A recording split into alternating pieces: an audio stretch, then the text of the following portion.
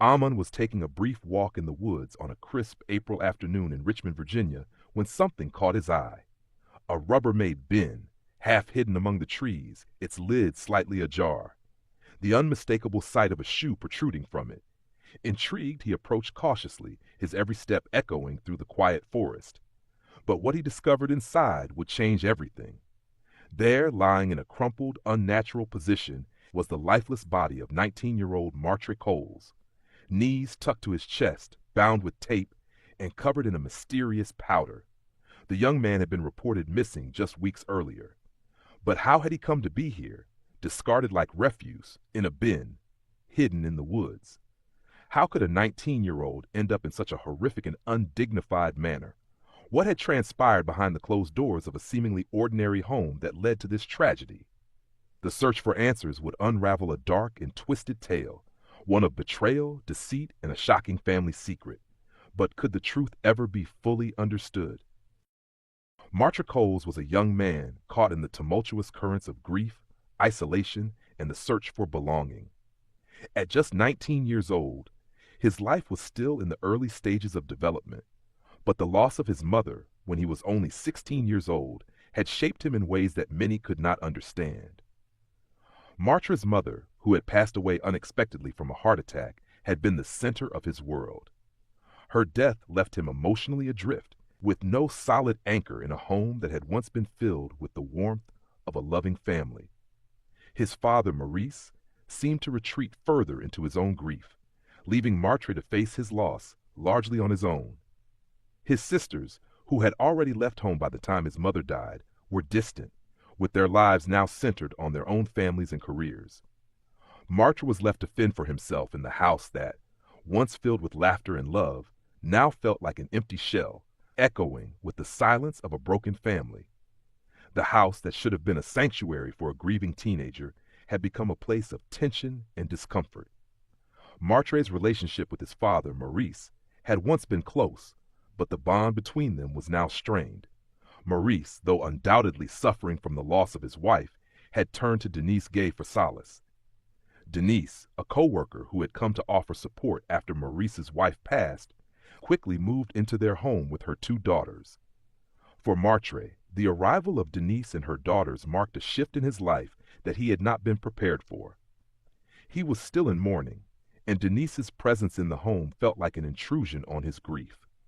It wasn't just Denise's sudden appearance in their lives that unsettled Martre. It was her daughter, Latoya, and the tension between them that seemed to escalate with each passing day. Latoya, a young woman with her own set of struggles and complexities, soon became a focal point of the conflict. She had a history of conflict with Martre, often accusing him of causing trouble in the house. Martre found himself in constant opposition to Latoya's actions, whether it was her stealing or destroying his personal belongings or the physical altercations that became more frequent. At one point, Latoya even went as far as to stab Martre with a pair of scissors, an act that was never fully addressed or reprimanded by Denise. As the tensions grew, Martre began to confide in his sister Michelle about the emotional turmoil he was experiencing. He expressed how he felt alienated, his father too wrapped up in his own grief to truly understand what he was going through. Martre spoke of Denise's favoritism toward her own daughter Latoya and how his father seemed unwilling or unable to see the damage being done within their home.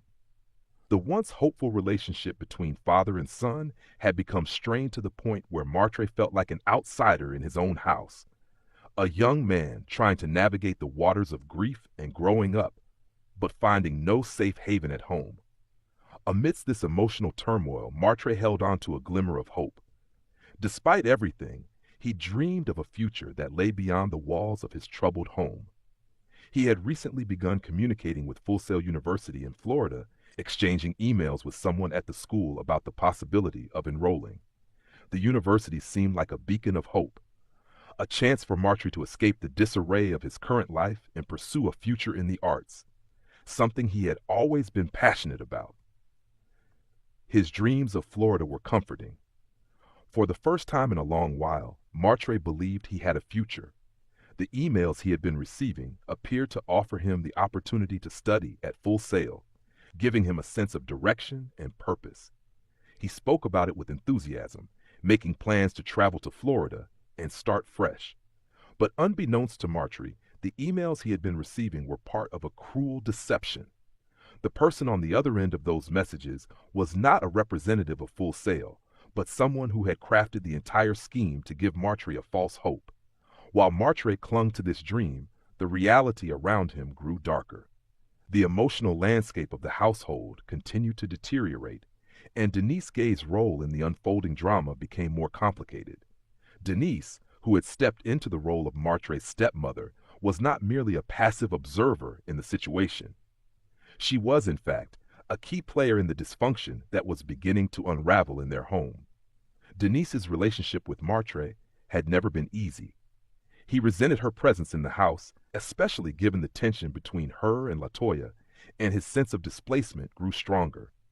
Denise, for her part, had her own motivations, some of which became clearer in the days and weeks leading up to Martre's tragic death. Though she appeared to be a concerned stepmother, her actions seemed increasingly calculated and manipulative. Denise's growing animosity toward Martre was not merely a product of his emotional state. There was something deeper, more personal at play. Denise seemed to view Martre as an obstacle in her own life, an unwelcome reminder of the family that once was, and perhaps a threat to her new life with Maurice. The conflict between them escalated, and Denise began to turn the family dynamics further against Martre. She shifted blame onto him for every issue in the household, from petty arguments to more serious concerns. Whenever there was trouble, Martre was the scapegoat, and Denise's influence over Maurice only made matters worse. But Denise's manipulation did not stop there. As the situation became increasingly volatile, it was clear that she saw Martre as a burden, something to be discarded in order to preserve her own position. The growing tensions between Martre and LaToya, exacerbated by Denise's behavior, created a volatile environment where Martre was left with no way out. His family, once a source of comfort, had become the very thing that kept him trapped in his despair. And then there was LaToya. The relationship between Martre and his stepsister had always been fraught with conflict, but as the days wore on, the animosity between them grew. LaToya, encouraged by her mother's disdain for Martre, had no qualms about engaging in physical confrontations with him.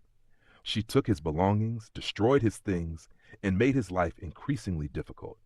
Martre, ever the peacekeeper, tried to endure, but the constant tension eventually pushed him to the edge. The pain of living in a house that had once been filled with love and now felt suffocating was too much to bear. Martre's life, filled with dreams and dashed hopes, was one of emotional turmoil and confusion. He longed for a better future, but found himself trapped in a house filled with conflict and deception. And behind it all, Denise's role in his unraveling life seemed to grow more complicated. Her motives, though unclear at first, began to take shape as the investigation into Martre's death progressed. What started as simple manipulation slowly transformed into something far more dangerous, a reflection of the darkness that had taken root within the very family that should have protected him. The family dynamic, twisted by jealousy, grief, and resentment, set the stage for a tragedy that no one could have anticipated. But as the investigation continued, the true extent of the manipulation, deceit, and betrayal would soon come to light, revealing the harrowing truth about the tragic fate of Martre Coles. The stillness of the forest on that fateful afternoon in Richmond, Virginia, seemed to belie the horror that had been hidden just beneath its surface. Armand, out on his break, had ventured into the woods, expecting nothing more than the quiet solitude of nature. The air was cool, the rustling of leaves the only sound, when he happened upon a sight that would forever alter the course of his life. It was a Rubbermaid bin, abandoned among the trees, half covered by underbrush. Its dark plastic surface seemed out of place in the otherwise natural setting. But it was not the bin itself that caught Armand's attention. It was the lone shoe that protruded from the edge of the lid, a detail so striking in its oddity that it sparked immediate suspicion. He approached it cautiously, his heart quickening with every step.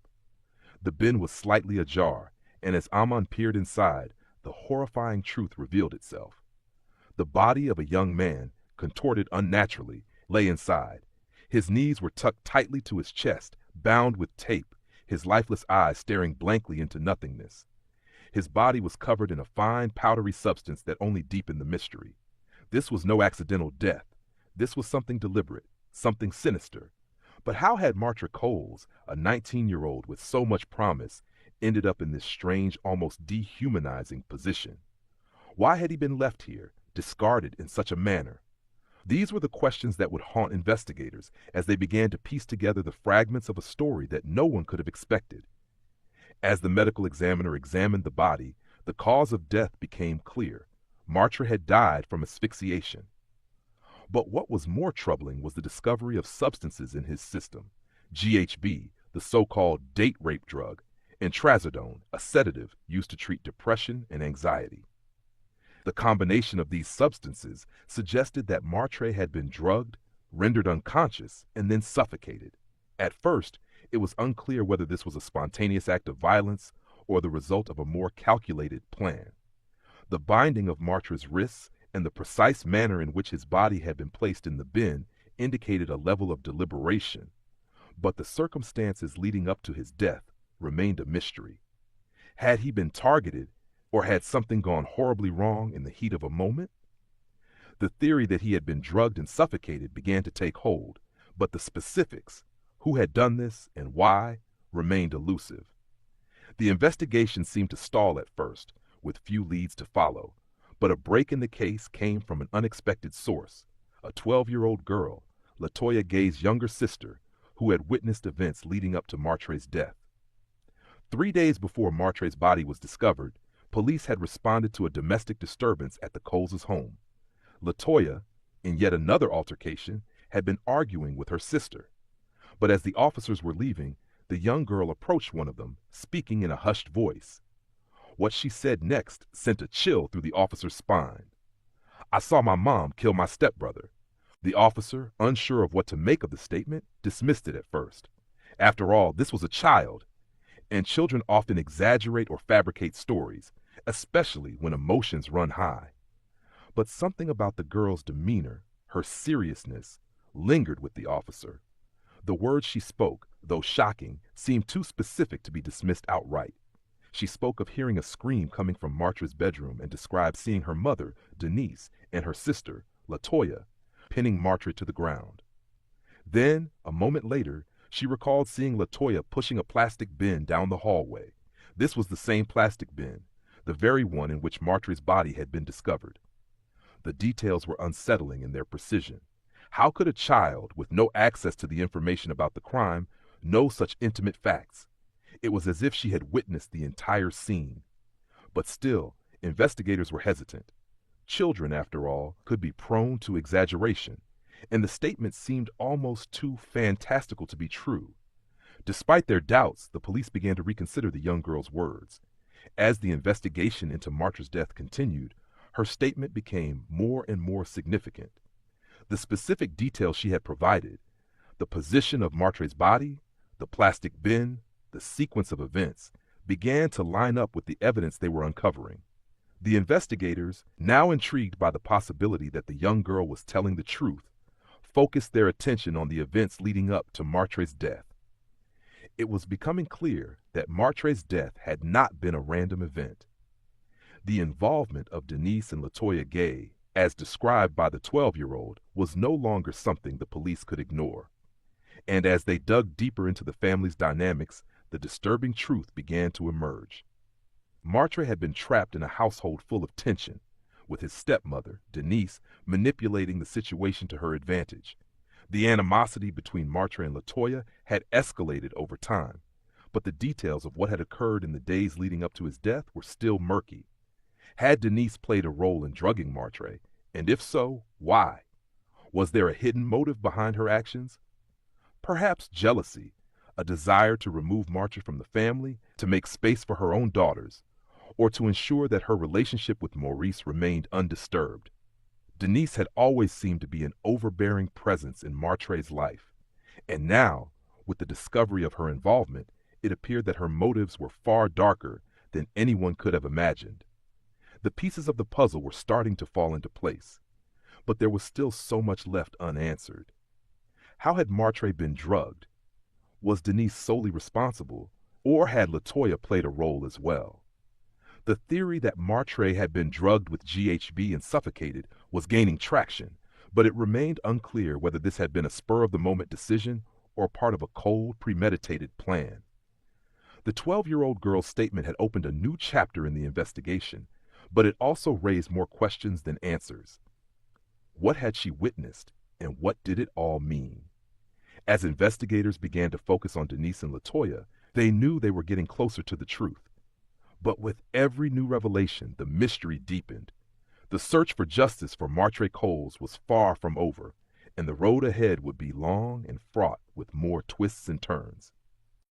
The investigation into the death of Martre Coles quickly became a maze of questions and half-answers, a relentless search for the truth in the wake of a crime that seemed almost too tragic to comprehend. As police combed through the details, the puzzle pieces began to fit together, but with each new discovery, a new layer of complexity was revealed.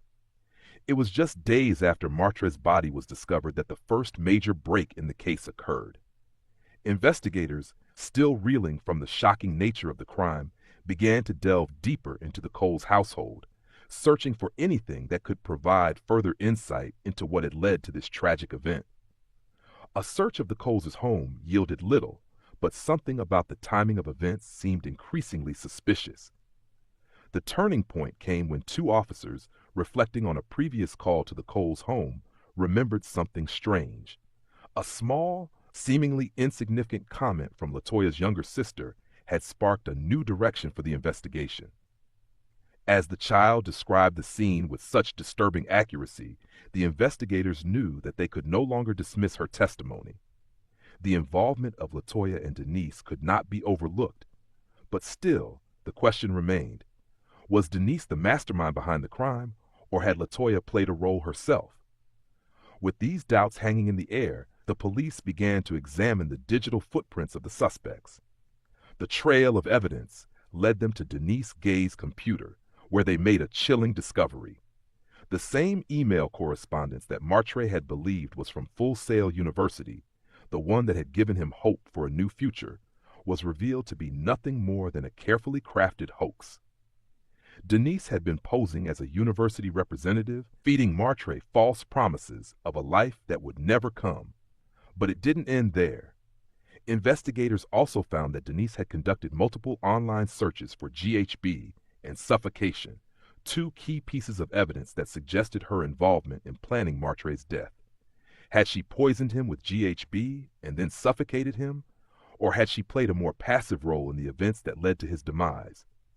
The mounting evidence pointed towards a disturbing reality, but still, the full picture was far from clear. As the investigation moved forward, another key moment occurred, one that added a chilling layer of suspicion to the case. Security camera footage from the area around the site where Martre's body had been found would prove crucial. On April 7th, the officers involved in the case deployed a motion-activated hunting camera, hoping to catch a glimpse of any suspicious activity in the area. What they captured would send shockwaves through the investigation. The footage showed a black SUV parked near the wooded area where Martre's body had been found, and a figure wearing a hoodie approaching the site. The timing was uncanny. How could someone have known the exact location of the body unless they had been directly involved in the crime? The footage was not definitive proof, but it cast a long shadow of suspicion over Denise and Latoya. The only person who could have known the body's location was the killer. Further investigation of Denise's whereabouts on that very day revealed another damning clue. Security footage from the workplace where Martre Coles and Denise Gay were employed showed Denise leaving work on April 7th. Her movements, confirmed by cell phone data, matched those of the person seen on the security footage near the body. As the evidence mounted, so too did the suspicions surrounding Denise. Was she involved in Martre's murder, or was she merely an unwitting accomplice? In the midst of this growing evidence, the case took another unexpected turn. As investigators examined Denise's relationship with her daughter, Latoya, they began to question the role that she had played in the murder. LaToya had been implicated in the initial testimony from the 12-year-old sister, who claimed to have witnessed her and her mother attacking Martre. But as the case progressed, the defense team for Denise and LaToya began to introduce their own version of events. During the trial, Denise's defense lawyer argued that LaToya, not Denise, was the true perpetrator. The argument was simple. LaToya, driven by her own animosity toward Martre, had killed him in a moment of rage. Denise, they claimed, was merely trying to protect her daughter, which is why she had helped conceal the crime. The defense painted Denise as a woman trapped in a difficult situation, trying to shield her child from the consequences of her actions. This defense introduced a moment of doubt in the investigation, a red herring that shifted the focus onto LaToya and away from Denise. Had LaToya acted on her own, driven by jealousy and frustration? Or had Denise, the woman who had manipulated Martre's life from the beginning, orchestrated the entire crime? As the prosecution prepared their case, the uncertainty surrounding the true nature of the crime weighed heavily on their minds. But the investigation had not yet reached its conclusion. Despite the defense's attempt to shift blame, the police continued to uncover crucial evidence. One key moment came when Martre Coles, Martre's father, contacted the investigators with new information. Maurice had recently discovered something that confirmed what he had long feared. Denise, the woman he had trusted and brought into his home, had been hiding something far darker than he had ever imagined. Maurice handed over Denise's purse, containing her wallet and cell phone, to the investigators. Upon examining her phone, they discovered text messages between Denise and LaToya that provided a chilling glimpse into the aftermath of Martre's murder. One particular message stood out. It was a text from Denise to LaToya, stating that she could not locate Martre's body on April 7th. The timing of this message was crucial. It directly correlated with the footage from the motion-activated camera, which showed a figure near the body's location that very same day. This was the moment the case truly began to turn in the prosecution's favor. The discovery of the text messages, combined with the mounting evidence from the camera footage and digital records, pointed directly to Denise as the mastermind behind Martre's death. With this new evidence, the case against both Denise and LaToya grew stronger. In December 2017, as the trial progressed, both women faced charges of first-degree murder. The courtroom drama reached its peak as the prosecution presented its case, outlining the series of events that had led to Martre's death. The defense continued to argue that LaToya had acted alone, but the evidence simply did not support this claim. In the end, the jury convicted both Denise and LaToya of first-degree murder. Denise was sentenced to life in prison with an additional 10 years, while LaToya was sentenced to 30 years. The court had delivered justice, but for Martre's family, the sense of loss would never truly fade. The tragic death of a young man once full of promise and hope had been overshadowed by a web of lies, manipulation, and betrayal that left a lasting scar on those left behind. As the trial began, a new layer of suspense enveloped the courtroom. For Martre Coles' family, this was not simply a legal proceeding. It was a moment of reckoning. The emotions were raw, and every word spoken during the trial carried the weight of years of grief, betrayal, and confusion. Martre's family had endured so much, and now they would have to confront the full extent of what had transpired in their own home. But as the trial unfolded, a clearer picture began to emerge of how Martre's life had been taken, how the threads of manipulation and deceit had been woven together so carefully that it had led to his tragic end. At the heart of the trial was the evidence that had been gathered during the investigation, much of it coming from the very devices and communications that had once seemed so innocuous. Denise Gay, it turned out, had been the mastermind behind the ruse that had trapped Martre in her web. The text between her and LaToya, exchanged in the days leading up to Martre's death, painted a picture of a woman who was not just involved, but deeply complicit in the planning of his murder. These text messages were not just ordinary exchanges. They contained chilling details of Denise's thoughts and actions in the aftermath of the crime. Perhaps the most damning evidence came from Denise's own internet searches. Investigators had uncovered a history of online activity that suggested she had been preparing for Martre's death long before it occurred. Searches for terms like GHB, the drug found in Martre's system, and suffocation, the cause of his death, were not just idle curiosity. They were the signs of a woman who had been plotting the final fatal steps. These discoveries were a turning point in the trial, laying bare the true depth of Denise's involvement in her stepson's death. The prosecution was methodical, laying out the pieces of the case in a way that left little room for doubt. The evidence against Denise and LaToya was overwhelming, and yet the trial had moments where uncertainty lingered. The defense, desperate to cast doubt on their involvement, presented a theory that LaToya was the real killer. This theory sought to absolve Denise of the worst of the blame, suggesting that it was LaToya's rage that had led to Martre's death, not Denise's calculated manipulation. It was a defense built on shifting the responsibility away from Denise and onto her daughter, but the evidence presented by the prosecution began to tear this argument apart. At times, the courtroom was tense as Denise's defense lawyer tried to create doubt in the minds of the jurors. The strategy was clear. If they could shift the blame to LaToya, they could perhaps save Denise from the harshest of punishments. But as the prosecution steadily unveiled the timeline of events, carefully showing how Denise had been at the heart of the conspiracy, the defense's arguments began to falter.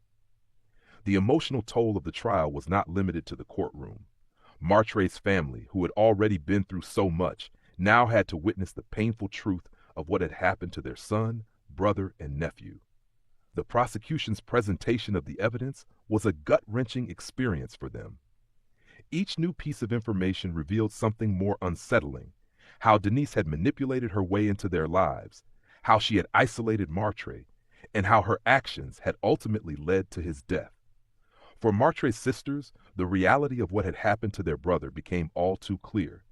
They had lost their mother, and now they had lost Martre too, to the very people who should have cared for him. Martre Coles, Martre's sister, spoke with raw emotion, reflecting on the damage that had been done. She expressed how deeply hurt she felt by Denise's betrayal, describing how Martre had tried to maintain a sense of normalcy despite the chaos in their home. "I never imagined she could do something like this," Michelle said. "He was just a kid. He didn't deserve any of it." As the trial progressed, Martre's family was forced to come to terms with the truth of their loss. It was not just the grief of losing a loved one. It was the realization that the people they had trusted had been the ones who took him from them. Martre's father, Maurice, had been the most affected by the trial. Having trusted Denise, even confided in her during his own grief after the loss of his wife, Maurice now had to face the painful truth of her involvement in his son's death. At one point, as the prosecution laid out the evidence, Maurice broke down in court. He had never wanted to believe that the woman he had invited into their home could betray him so completely. His voice cracked as he spoke of Martre, expressing regret for not seeing the signs sooner. "I trusted her. I thought she was helping me, helping us," Maurice said. "But now I see she was just waiting for the right moment to get rid of him." The jury, too, felt the weight of the situation. With each revelation, it became harder to deny the undeniable.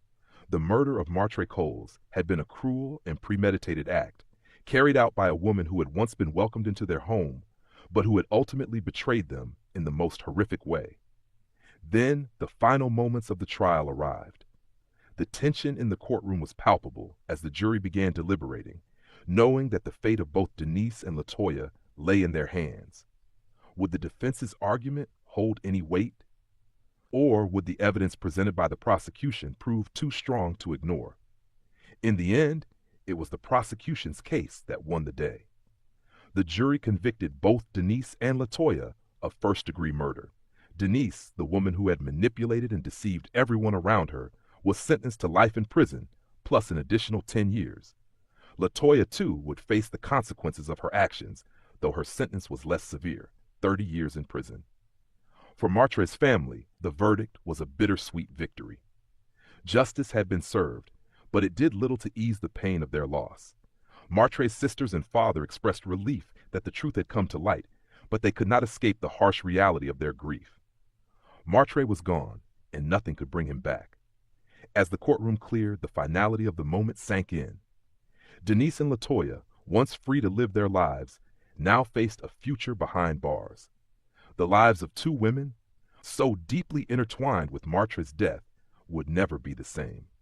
For Martre's family, the fight for justice had been long and painful, but in the end, they had been able to bring some measure of closure to a story that had started with hope, but ended in tragedy.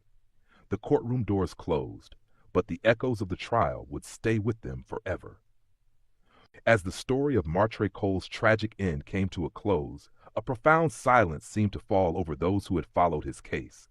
The trial had concluded, and justice had been served, but for Martre's family, the echoes of the past would never fade. The emotional toll of his death was not easily measured.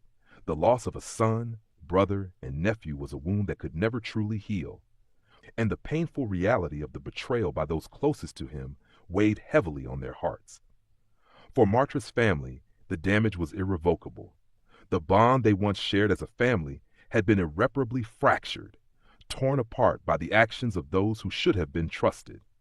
Maurice Coles, Martre's father, had been left reeling after the death of his son, struggling to understand how the woman he had brought into their lives, his confidant and partner, could have been the one responsible for taking his child from him. His grief was compounded by guilt, as he wrestled with the question of whether he had failed to see the signs, whether he could have done more to protect his son. Michelle Coles, Martre's sister, was also left grappling with the pain of losing her brother in such a tragic and senseless way. Her words, delivered with raw emotion, spoke volumes about the depth of the hurt they all carried. "He didn't deserve this. We didn't deserve this," Michelle said, her voice breaking as she reflected on the unfairness of the loss. The family had been torn apart by something they never saw coming, something that had started quietly, hidden beneath the surface, and had in the end erupted in a tragedy of unimaginable proportions. The community of Richmond, Virginia, too, felt the ripple effects of Martre's death. For a town where the Coles family had been a familiar part of the landscape, the brutality of the crime shook the very foundations of trust.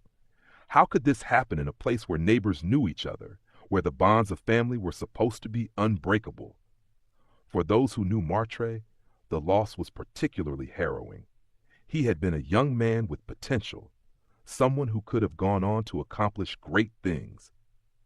But his life, cut short by the hands of those closest to him, served as a painful reminder of how fragile life could be. But in the midst of the grief, there was a quiet realization that Martre's death had not been in vain.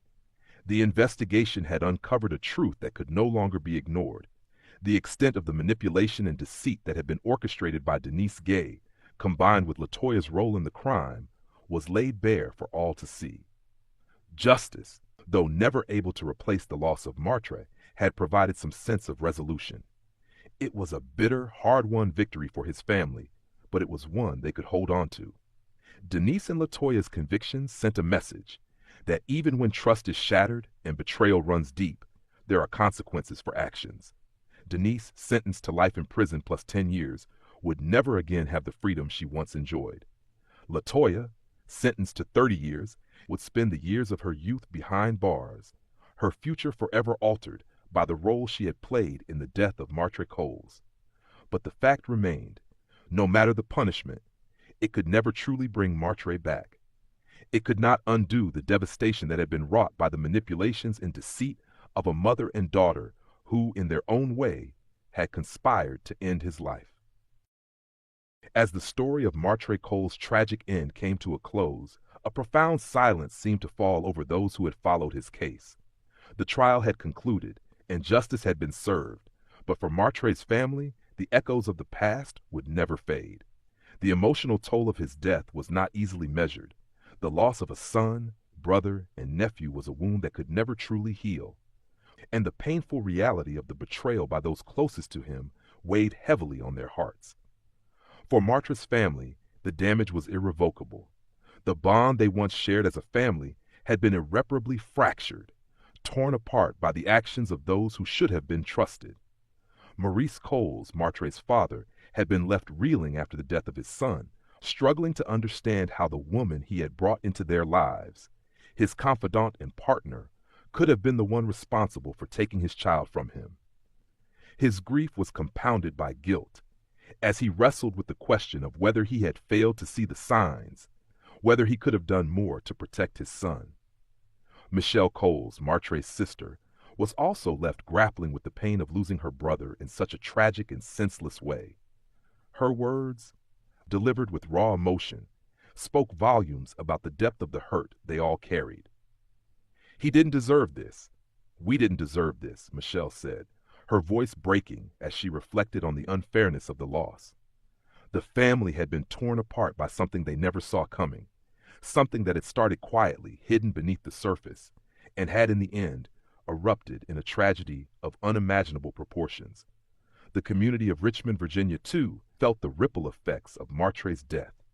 For a town where the Coles family had been a familiar part of the landscape, the brutality of the crime shook the very foundations of trust. How could this happen in a place where neighbors knew each other, where the bonds of family were supposed to be unbreakable? For those who knew Martre, the loss was particularly harrowing. He had been a young man with potential, someone who could have gone on to accomplish great things. But his life, cut short by the hands of those closest to him, served as a painful reminder of how fragile life could be. But in the midst of the grief, there was a quiet realization that Martre's death had not been in vain. The investigation had uncovered a truth that could no longer be ignored. The extent of the manipulation and deceit that had been orchestrated by Denise Gay, combined with LaToya's role in the crime, was laid bare for all to see. Justice, though never able to replace the loss of Martre, had provided some sense of resolution. It was a bitter, hard-won victory for his family, but it was one they could hold on to. Denise and LaToya's convictions sent a message that even when trust is shattered and betrayal runs deep, there are consequences for actions. Denise, sentenced to life in prison plus 10 years, would never again have the freedom she once enjoyed. LaToya, sentenced to 30 years, would spend the years of her youth behind bars, her future forever altered by the role she had played in the death of Martre Coles. But the fact remained, no matter the punishment, it could never truly bring Martre back. It could not undo the devastation that had been wrought by the manipulations and deceit of a mother and daughter who, in their own way, had conspired to end his life. Here is the information you provided, and so the question lingers. What drove Denise to take such extreme actions? What was it that made her view Martre, her stepson, not as a member of the family, but as an obstacle to her own desires? Some have suggested it was jealousy, that she saw Martre as a threat to the life she wanted to build with Maurice. Others believe that her actions were driven by a need for control, a desire to dominate every aspect of her home and family, no matter the cost. Whatever the motivation, it became clear that Denise's manipulation was a driving force in the crime that claimed Martre's life. As for LaToya, was she simply a pawn in her mother's scheme? It's a question that remains difficult to answer. While some might argue that LaToya acted of her own volition, driven by anger or frustration, others contend that she was manipulated by her mother into participating in something that should have been beyond her comprehension. The trial revealed the fractured nature of their relationship, but it also highlighted the complexity of family dynamics. Could LaToya have stopped what happened? Could she have refused her mother's influence?